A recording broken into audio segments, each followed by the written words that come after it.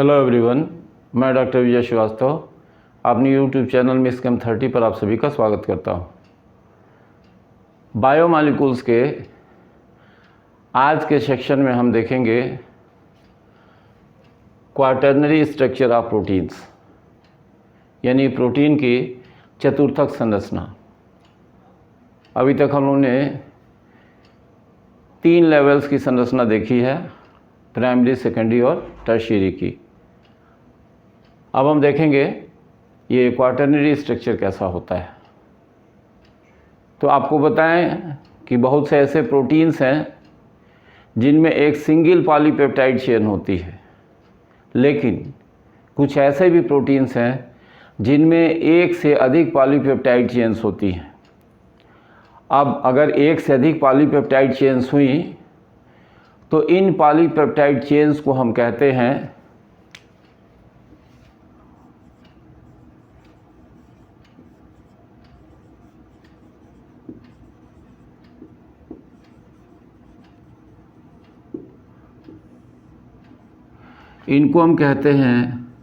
सब यूनिट्स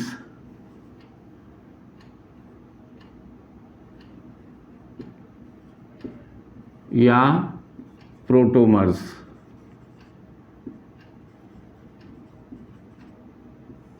तो एक से अधिक अगर पॉलीपेप्टाइड चेन हुई तो हम उन यूनिट्स को इन चेन्स को कहते हैं सब यूनिट्स या प्रोटोमर्स।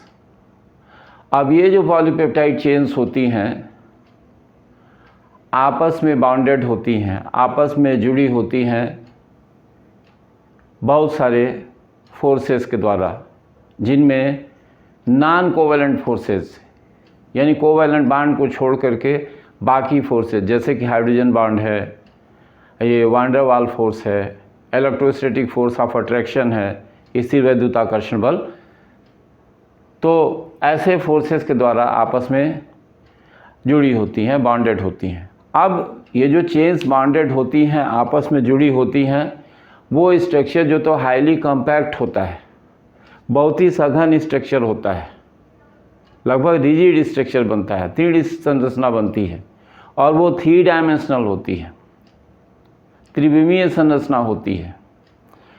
और यही त्रिविमीय संरचना जो होती है वो कहलाती है क्वाटर्नरी स्ट्रक्चर या चतुर्थक संरचना।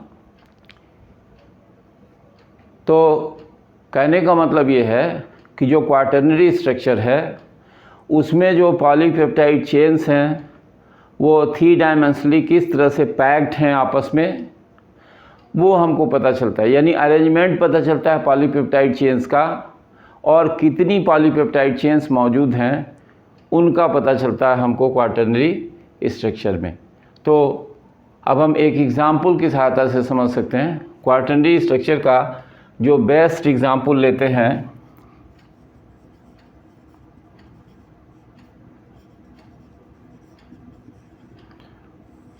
वो है हीमोग्लोबिन।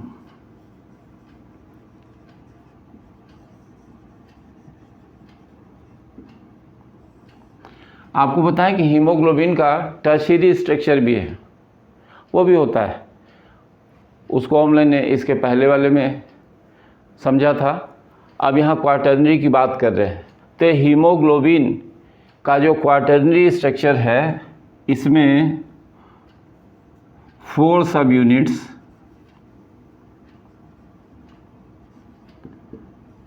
या प्रोटोमर्स हैं।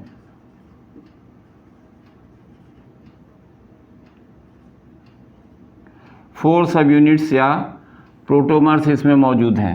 यानी 4 सब यूनिट्स का मतलब कह सकते हैं कि 4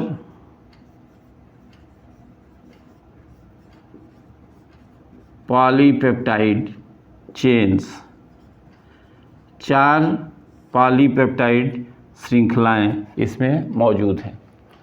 अब ये जो पॉलीपेप्टाइड चेन्स होती हैं इनमें से देखिए जो 2 सब यूनिट्स हैं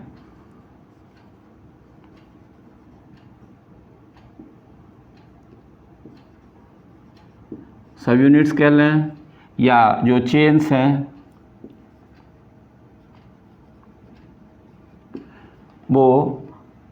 आइडेंटिकल होती हैं।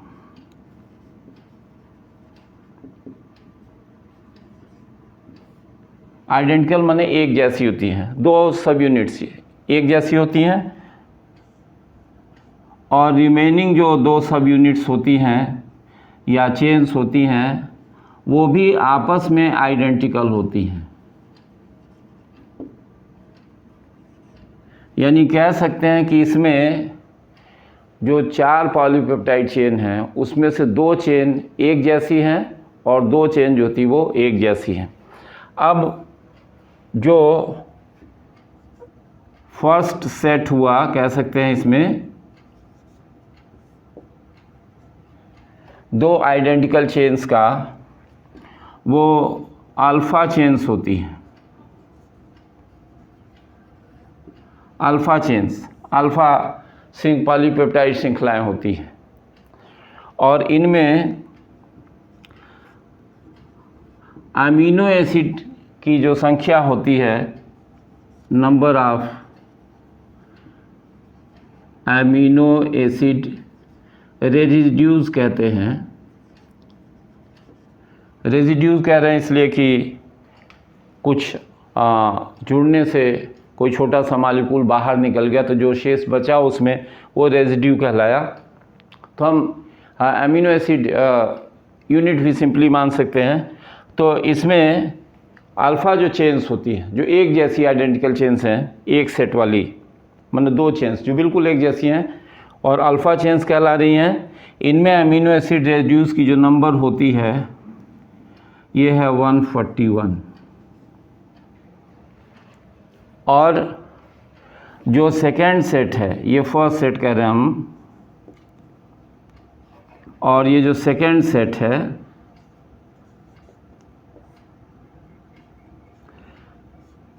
इनमें आइडेंटिकल बीटा चेन्स होती हैं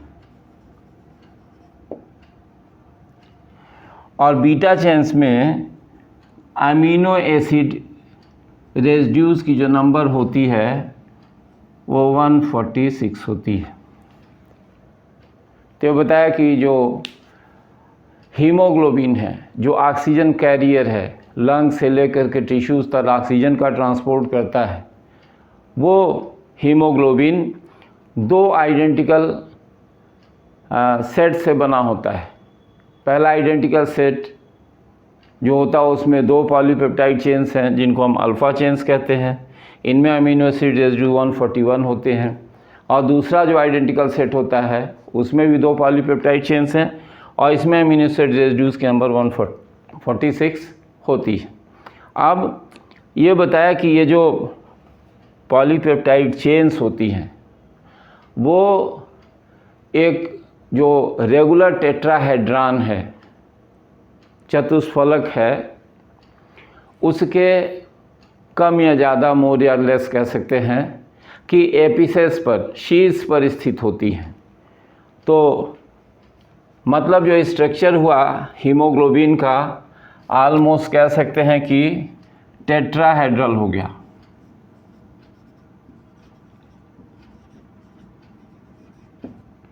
जो अरेंजमेंट हो गया 4 पॉलीपेप्टाइड चेन्स का वो लगभग टेट्राहेड्रल हो गया और उसमें आपस में hydrophobic interactions, van der Waals interactions, hydrogen bond जैसे इंटरेक्शंस जो होते हैं उनको बाइंड किए रहते हैं। तो ये हीमोग्लोबिन की क्वाटर्नरी स्ट्रक्चर हमने यहाँ मेंशन किया है, बनाया है और इसमें दिखाया है कि 2 ब्लू से दिखा दिया, ये 2 एक जैसी चेन्स होंगी और 2 को ब्लैक से दिखाया है, ये जो होती हैं वो एक जैसी चेन्स हैं। तो एक अल्फ़ा चेन्स होगी और एक बीटा चेन्स होगी सेट में। अब इसमें ये जो पोर्शन बनाया है इसको हीम ग्रुप कह रहे हैं। तो इसमें 4 हीम ग्रुप्स दिखाए गए हैं। मतलब ये कि हर पॉलीपेप्टाइड चेन के साथ एक हीम ग्रुप माने ऑक्सीजन कैरिंग ग्रुप होता है। तो जो हीम ग्रुप है उस हीम ग्रुप की बात अगर करें तो इस हीम ग्रुप में आयरन पोरफायरिन,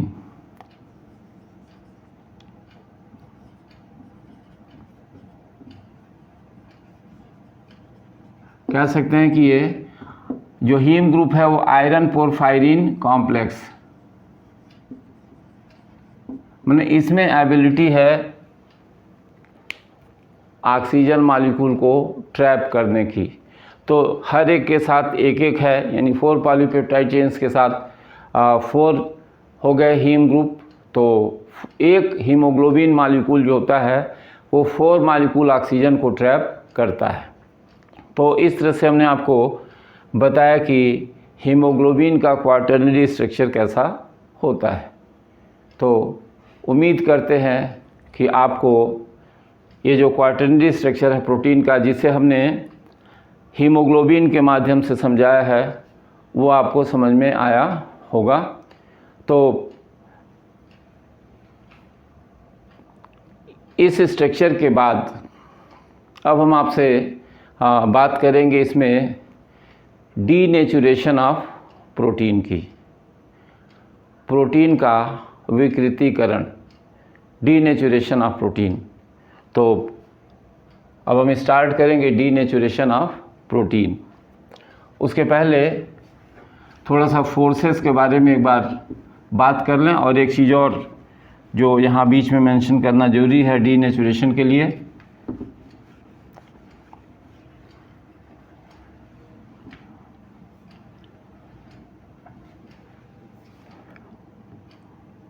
इस स्ट्रक्चर को अब हम हटा रहे हैं यहाँ से। उम्मीद करते हैं इसका स्क्रीनशॉट आपने लिया होगा।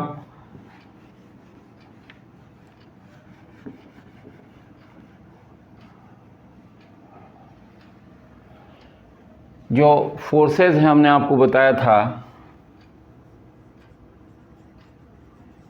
फोर्सेस बाइंडिंग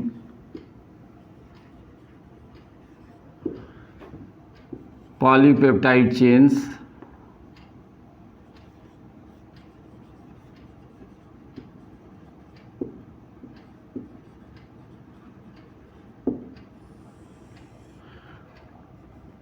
तो इसमें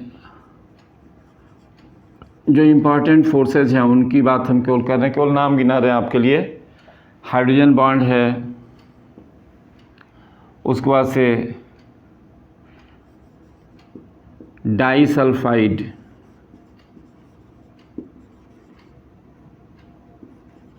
बॉन्ड्स हैं,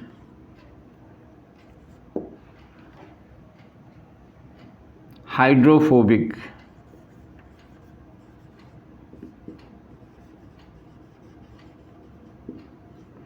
इंटरैक्शंस हैं,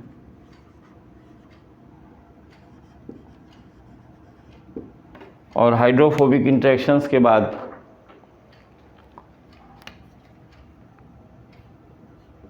वान डर वाल्स फोर्सेस,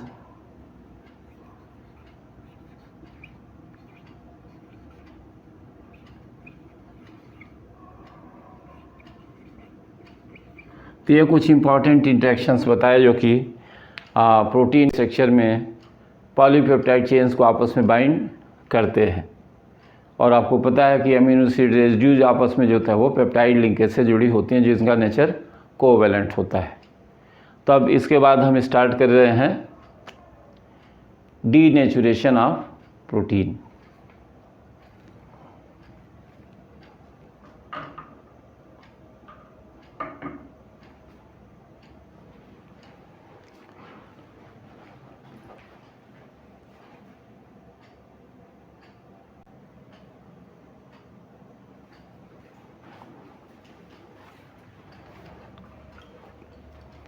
तो अब हम आपको बता रहे हैं डीनेचुरेशन ऑफ प्रोटीन। इसके पहले हम थोड़ा सा देखें प्रोटीन का नेटिव फॉर्म।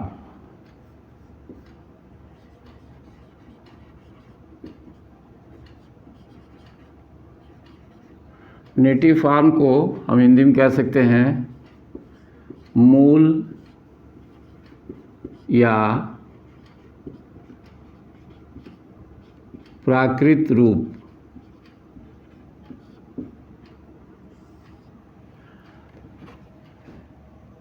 तो ये आपको बताएं कि प्रोटीन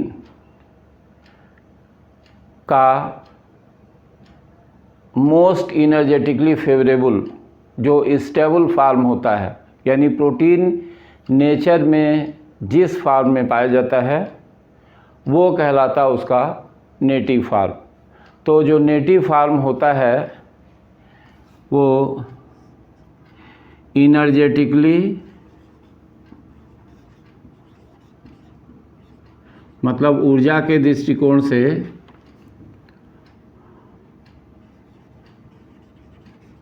मोस्ट स्टेबल फॉर्म होता है।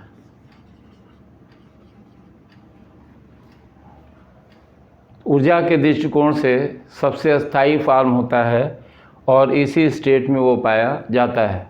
3 डायमेंशनल संरचना हो गई इसकी। अब ये जो डीनेचुरेशन है वो क्या है? डीनेचुरेशन एक प्रोसेस है, एक प्रक्रिया है जिसके कारण जो प्रोटीन है, यानी जो नेटिव फॉर्म में पाया जा रहा है, इस प्रोटीन की फिजिकल यानी भौतिक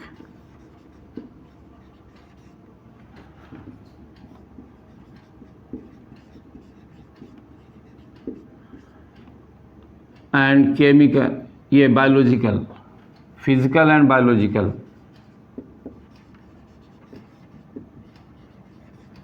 बायोलॉजिकल यानी जैविक,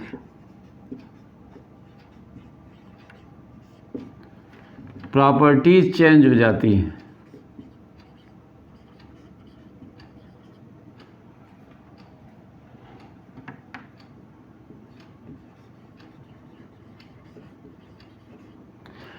तो डीनेचुरेशन वह प्रोसेस है जिसके द्वारा ये जो नेचुरल प्रोटीन है या नेचुरल फॉर्म है प्रोटीन का, उसकी फिजिकल और बायोलॉजिकल प्रॉपर्टीज जो होती हैं वो चेंज हो जाती है।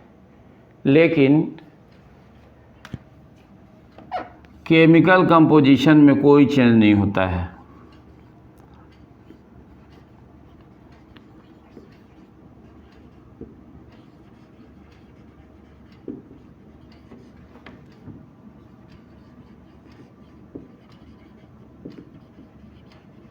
यानी कह सकते हैं कि रासायनिक संघटन अपरिवर्तित।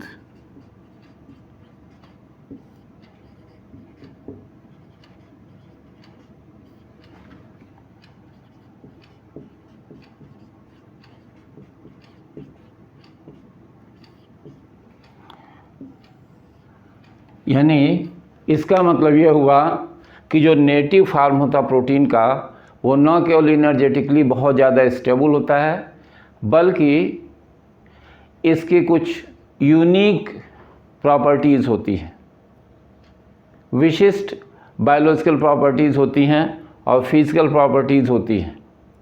यानी जो स्ट्रक्चर होता है वो भी यूनिक होता है। कह सकते हैं इसका कि यूनिक 3D स्ट्रक्चर, और ऐसा होने से उसके भौतिक और जैविक गुण जो होते हैं वो भी विशिष्ट होते हैं। लेकिन जब डीनेचुरेशन का प्रोसेस होता है तो उसमें ये दोनों प्रॉपर्टीज जो होती हैं वो चेंज हो जाती हैं, केवल केमिकल कंपोजिशन जो होता है चेंज नहीं होता है। अब जो फैक्टर्स हैं जो इसके लिए डीनेचुरेशन के लिए रिस्पॉन्सिबल हैं, मुख्य रूप से वो बताएं। फैक्टर्स माने कारक,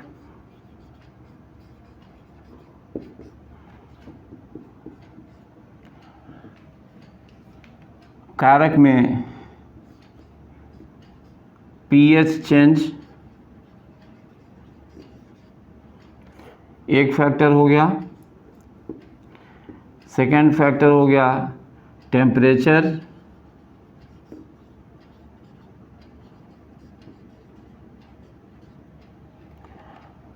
थर्ड फैक्टर जो हो गया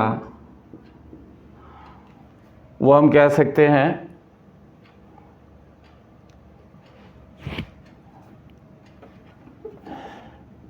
कोई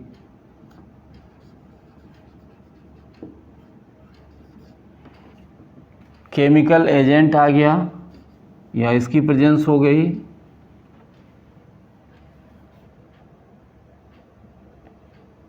या और भी कोई फैक्टर इसमें हो सकता है जो रिस्पांसिबल होगा इसके लिए। तो ये 3 फैक्टर्स हम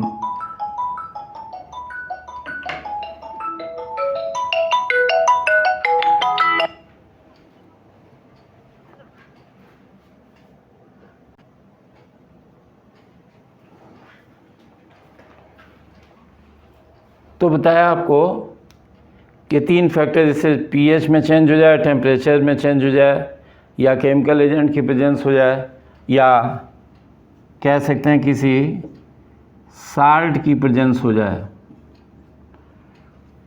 तो उस स्थिति में जो बाइंडिंग फोर्सेज होते हैं, जो वीक इंटरेक्शंस होते हैं, वो ब्रेक हो जाते हैं। ब्रेक होने से क्या होगा, जो बेंडिंग होती है वो समाप्त होगी, जो मोड़ है पॉलीपेप्टाइड चेन्स का वो अलग हो जाएगा, खुल जाएगा।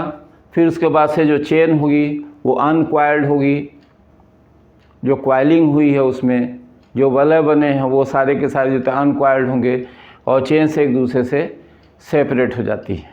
रिज़ल्ट ये होता है कि फिज़िकल प्रॉपर्टी चेंज हो जाती हैं और जो बायोलॉजिकल प्रॉपर्टीज़ होती हैं वो चेंज हो जाती है। तो ये प्रोसेस हमने आपको बताया कि डीनेचुरेशन कैसे होता है। अगर हम रिप्रेजेंट करके थोड़ा सा देखें डीनेचुरेशन को, तो इस तरह से दिखा सकते हैं।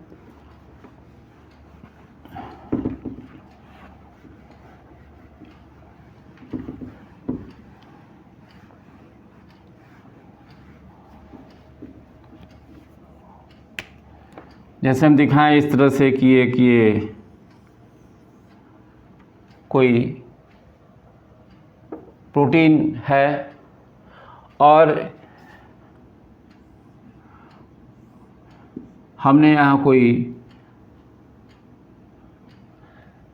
एजेंट यूज़ किया,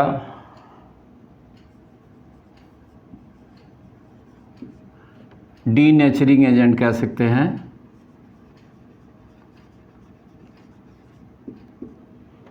तो डीनेचरिंग एजेंट की वजह से ये क्या हो जाएगा, ये चेन जो थी अनक्वायर्ड हो जाएगी, इस तरह से खुल जाएगी।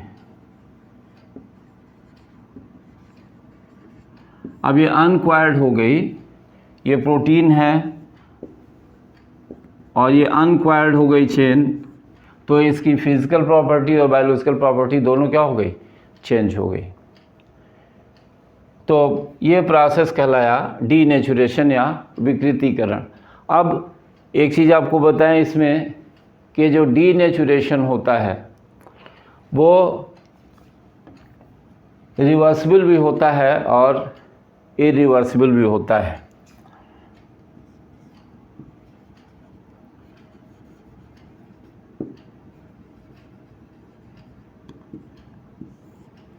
तो बताया कि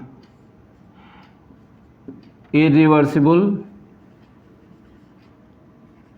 यानी अनुत्क्रमणीय और रिवर्सिबल।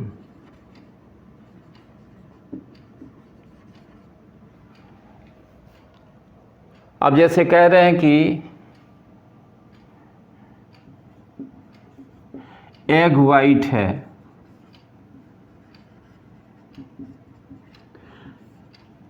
एग का जो वाइट पोर्शन होता है एग के भीतर वो पहले ग्लोबुलर होता है और सॉल्युबल होता है। जब हीट करते हैं इसको तो ग्लोबुलर फॉर्म से ये फाइब्रस में चेंज हो जाता है और फाइब्रस हो जाता है तो इनसॉल्युबल हो जाता है। अब ये हम चाहें कि कंडीशंस को रिवर्स करें, कूलिंग करें, तो फिर ये जो होता है वो वो अपने ओरिजिनल फॉर्म में चेंज नहीं हो सकता है। तो इस कंडीशन में हम बोलें कि जो डीनेचुरेशन का प्रोसेस हुआ वो इरिवर्सिबल हो गया। इसी तरह से कह सकते हैं कि एग्जांपल और ले सकते हैं, कर्डलिंग ऑफ मिल्क।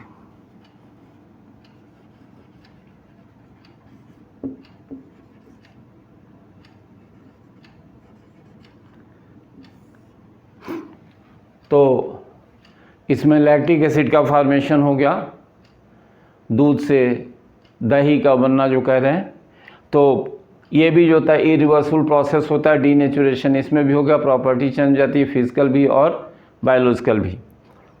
अब ये जैसे बताया रिवर्सिबल के लिए तो कह सकते हैं कि अगर पीएच और टेम्परेचर या जिन कंडीशन में ये डीनेचुरेशन का प्रोसेस हुआ है उन कंडीशंस को अगर रिवर्स करें हम, तो रिवर्स करने के बाद यदि जो प्रोटीन है फिर से अपना नेटिव फॉर्म प्राप्त कर ले और उसकी फिजिकल और बायोलॉजिकल प्रॉपर्टीज़ फिर से रिटेन हो जाएं, फिर से मूल रूप से आ जाएं, तो हम उसमें बोलेंगे कि जो डीनेचुरेशन है वो क्या होगा, रिवर्सिबल हो गया। यानी डीनेचुरेशन चेंज हो गया और रिवर्सिबल होने के कारण ये प्रोसेस कहलाया रीनेचुरेशन।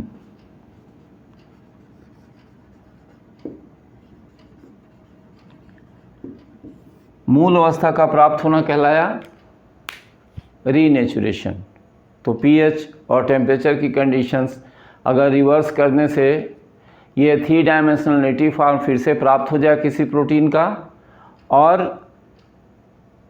जो उसकी फिजिकल और बायोलॉजिकल प्रॉपर्टीज़ हैं वो रिटेन कर जाएं मूल रूप से, तब वो प्रक्रिया कहलाएगी रीनेचुरेशन। और अगर रीनेचुरेशन होगा तब बोलेंगे जो प्रोसेस है वो रिवर्सिबल हो गया। अब इसमें एक मुख्य बात जो यहाँ बता दें कि डीनेचुरेशन के प्रोसेस में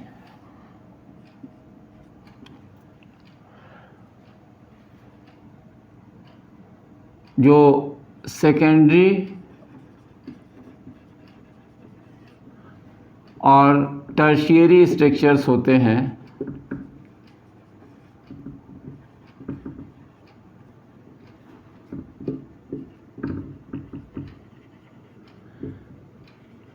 ये चेंज हो जाते हैं।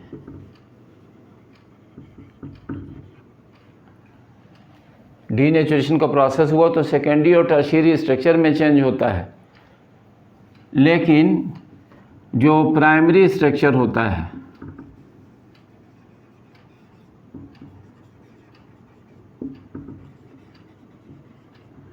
वो अनचेंज्ड होता है।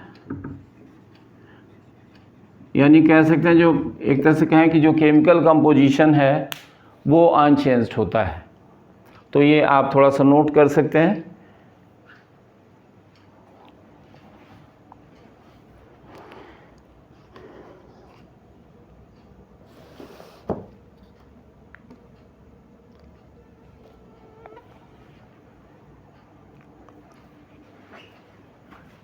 थियन में आपको बताया इसमें कि इस प्रोसेस में सेकेंडरी और टर्शियरी स्ट्रक्चर तो चेंज जाते हैं, लेकिन प्राइमरी स्ट्रक्चर अनचेंज होता है, या इसके लिए टर्म कह सकते हैं इंटैक्ट होता है।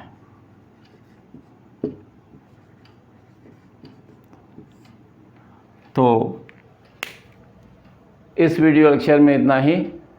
हम उम्मीद करते हैं कि आपको डीनेचुरेशन का प्रोसेस समझ में आया होगा